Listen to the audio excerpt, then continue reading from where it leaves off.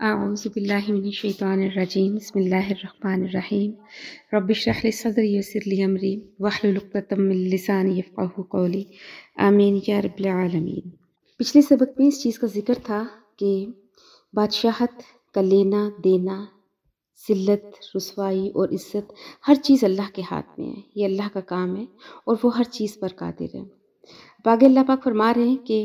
اللہ کی قدرت کا تم دن اور رات میں مشاہدہ کرتے ہو، وہ ذات ہے جو تولج اللیل فی النہار داخل کرتا ہے رات کو دن میں، وتولج النہار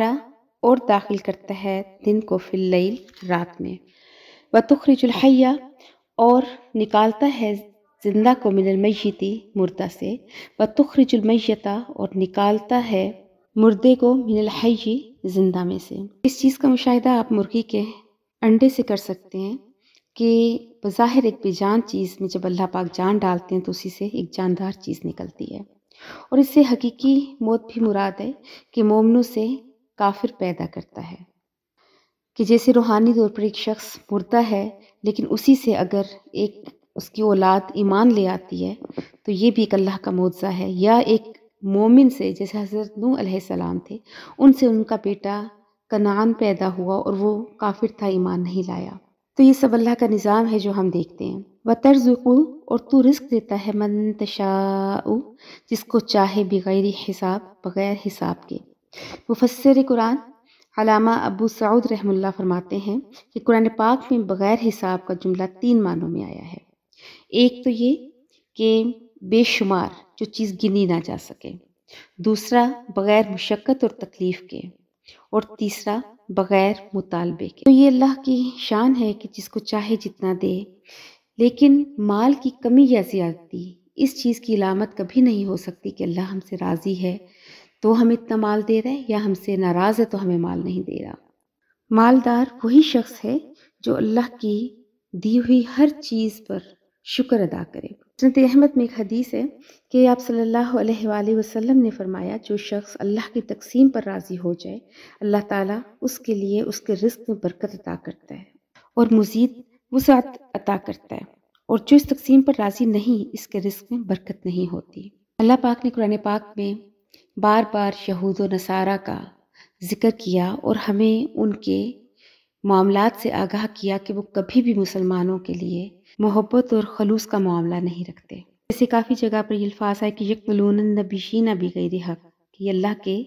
پیغمبروں کو ناحق قتل کرتے ہیں۔ پھر ہے کہ والذین یأمرون بالقسط، اور ان کو بھی قتل کرتے ہیں جو انصاف کا حکم دیتے ہیں۔ تو پھر مسلمانوں کو یہ اللہ نے تنبیہ کی اور یہ احساس دلایا کہ تمہارے اندر پھر اتنی غیرت ہونی چاہیے کہ تم ان کے ساتھ دلی معاملہ نہ رکھو، دلی محبت نہ رکھو، کوئی قلبی تعلق نہ رکھو۔ تو فرمایا لا یتخذ المؤمنون، اور نہ بنائے مومن کافرین کافروں کو اولیاء دوست من دون المؤمنین مومنین کے علاوہ۔ اولیاء کا میننگ یہاں پر یہ ہوگا کہ یعنی کہ قلبی دوستی، رازداری یا جذباتی تعلق ان کے ساتھ مت رکھیں۔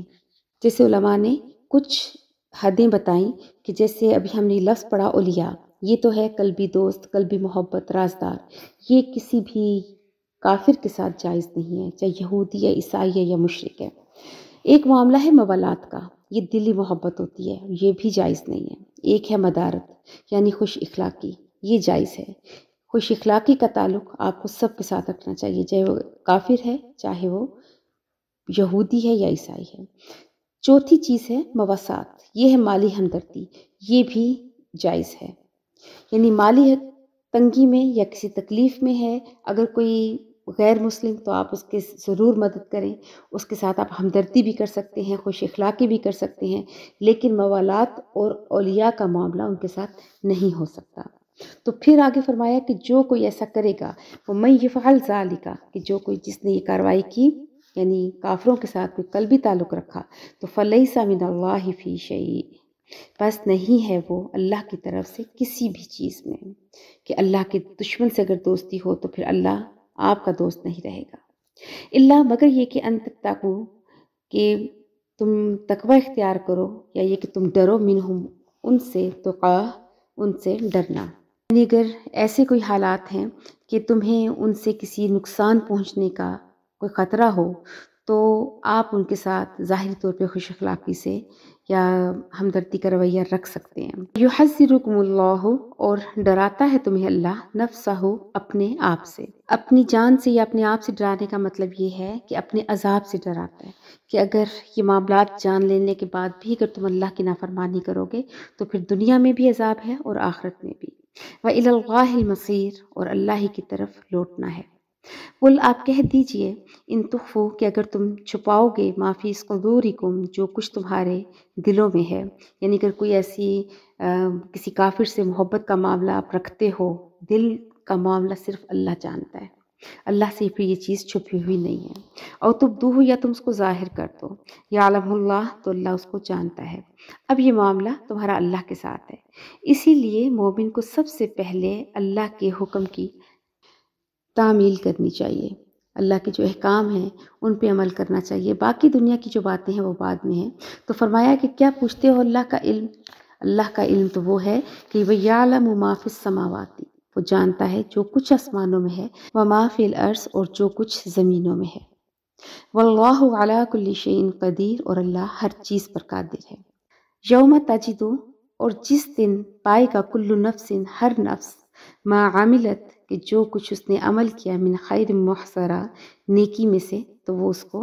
حاضر پائے گا، یعنی قیامت کے دن اس کا ایک ایک عمل اس کے سامنے آ جائے گا۔ وما عملت، اور جو اس نے عمل کیا، من سوء، برائی میں سے، اور اگر کوئی برائی کا عمل کیا ہے تو وہ بھی اس کے سامنے اس دن آ جائے گا۔ دنیا میں تو ہمارے حافظے بہت کمزور ہوتے ہیں، ہمیں اپنے اعمال کیے ہوئے بھول جاتے ہیں، لیکن اس دن ہمارا حافظہ اتنا مضبوط ہوگا کہ دنیا میں ہم نے جو کچھ کیا ہے وہ سب کچھ یاد آ جائے گا۔ جیسے حدیث پاک میں آتا ہے کہ قیامت والے دن اللہ سب کو پڑھنے کی توفیق عطا فرمائیں گے، اور جب نامہ اعمال ہر ایک کے ہاتھ میں پکڑائیں گے اور حکم ہوگا، اقرأ کتابک کفی بنفسک الیوم علیک حسیبا، کہ اپنا اعمال نامہ خود پڑھ لو، آج کے دن تمہارا اپنا نفسی محاسبے کے لیے کافی ہے۔ تو جب انسان اپنا اعمال نامہ دیکھے گا تو تود لو ان بینہا، تو وہ خواہش کرے گا، وہ چاہے گا کہ کاش یہ کہ اس کے درمیان، و بینہ، اور اس کے درمیان، امدن بعیدہ، دوری ہو بہت دور کی، یعنی اس کے درمیان اور اس کے درمیان، یعنی انسان کے اور اس کے اعمال نامے کے درمیان بہت دور کی مسافت ہو جائے، یہ اتنا دور مجھ سے کر دیا جائے کہ مجھے نظر ہی نہ آئے کہ اس کے اندر کیا ہے۔ وَيُحَذِّرُكُمُ اللَّهُ، اور تمہیں ڈراتا ہے اللہ اپنے آپ سے، یعنی اپنی ذات سے، واللہ، اور اللہ، رؤوف بالعباد، بہت شفقت کرنے والا ہے اپنے بندوں پر۔ یہ اس کی شفقت کا ہی نتیجہ ہے کہ وہ ہمیں ہر وقت ہر چیز سے بار بار ڈراتا ہے، بار بار وارننگ دیتا ہے، اس لیے کہ تاکہ ہم گناہوں سے بچیں اور تاکہ ہم آخرت کے عذاب سے بچ سکیں۔ اللہ تعالیٰ کسی کے اسلام کو جب دیکھتے ہیں تو وہ اس کے دل کو دیکھتے ہیں کہ مومن وہی ہے کہ جس کا اللہ سے تعلق قلبی محبت کی حد تک قائم ہو جائے۔ جسے میں نے پہلے بھی اکثر بتایا کہ جتنے بھی ہمارے عقیدے ہیں ان میں ہمارا سب سے مضبوط عقیدہ ہونا چاہیے ایمان بالآخرہ۔ ایمان بالآخرہ ہمارا صحیح ہوگا تو ہماری بہت ساری چیزیں صحیح ہوں گی، پھر ہمیں جستجو ہوگی کہ ہم اپنے باقی قائد کے بارے میں بھی کہ ہماری وہاں کوئی کمی نہ رہ جائے، ہم کسی بدعت میں نہ مبتلا ہو جائیں۔ انسان کسی معاملے میں جو بھی رویہ اختیار کرتا ہے اس کو اچھی طرح سے سوچ لینا چاہیے کہ اللہ اس کا حساب لے گا، اسے اللہ کے حضور حاضر ہونا ہے، اپنے ایک ایک عمل کا جواب دینا ہے۔ آج اگر ہم دنیا میں اس چیز کو ہر وقت اپنے ذہن میں نہیں رکھیں گے تو گناہ کرنا بہت آسان ہو جائے گا، اور جب گناہ کرنا آسان ہو جائے گا تو پھر اللہ کو راضی کرنا بہت مشکل ہو جائے گا۔ اللہ تعالیٰ سے کوئی چیز انسان کی اوجھل نہیں، کائنات کی کوئی چیز اللہ سے اوجھل نہیں، اور ہمارے اعمال چاہے ہم نے وہ چھپ کے کیے ہیں یا علل اعلان کیے ہیں، اور بعض اوقات تو ہم بھول جاتے ہیں کہ ہم کیا غلط کام کر چکے ہیں، اور پھر جب قیامت کے دن اللہ کا اور ہمارا پردہ ہٹے گا، عدالت لگے گی، آخرت سامنے آئے گی، تو آدمی کے اعمال پوری طرح سے جب اس کے سامنے آئیں گے تو یہ منظر اتنا ہولناک ہوگا کہ وہ چیزیں جو دنیا میں ہمارے لیے بہت لذت کا باعث تھیں، بہت اٹریکشن کا باعث تھیں، وہ اس وقت سب سے زیادہ قابل نفرت ہوں گی ہمارے لیے۔ اللہ کو وہ محبت سب سے زیادہ پسند ہے جو اللہ کے لیے کی جائے، اور وہ دشمنی جو اللہ کے لیے کی جائے، یعنی جو شخص اللہ کا دشمن ہے وہ ہمارا دشمن ہے. جو اللہ سے محبت کرنے والا شخص ہے وہی ہمارے لیے بھی قابل محبت ہے. 2 چیزیں اپنی زندگی میں شامل کر لیں. ایک تو یہ کہ آپ کو ہر لمحے ہر وقت یہ احساس ہو کہ مجھے اللہ دیکھ رہا ہے. دوسرا یہ کہ جو اللہ کا دوست ہے وہ ہمارا دوست ہے، جو اللہ کا دشمن ہے وہ ہمارا دشمن ہے. چاہے ہمیں ذاتی طور پہ اس شخص کے ساتھ بہت اختلاف ہو، لیکن اگر وہ اللہ سے محبت کرنے والا ہے تو آپ بھی اس سے محبت کریں. اللہ پاک سے دعا ہے کہ اللہ پاک ہمیں ایسا یقین اور ایمان عطا کرے کہ جس میں ہمیں صرف اور صرف اللہ ہی اللہ یاد رہے، اللہ کا ہونا یاد رہے، اللہ سے ملنا یاد رہے. گناہوں سے بچنا بہت آسان ہو جائے گا اور ہمارے لیے ایسی زندگی گزارنا آسان ہوگا کہ جو اللہ کی رضا میں گزرے، اور وہ زندگی مشکل لگے گی جو اللہ کی نافرمانی کرتے ہوئے گزرے. وآخر دعوانا ان الحمد للہ رب العالمین.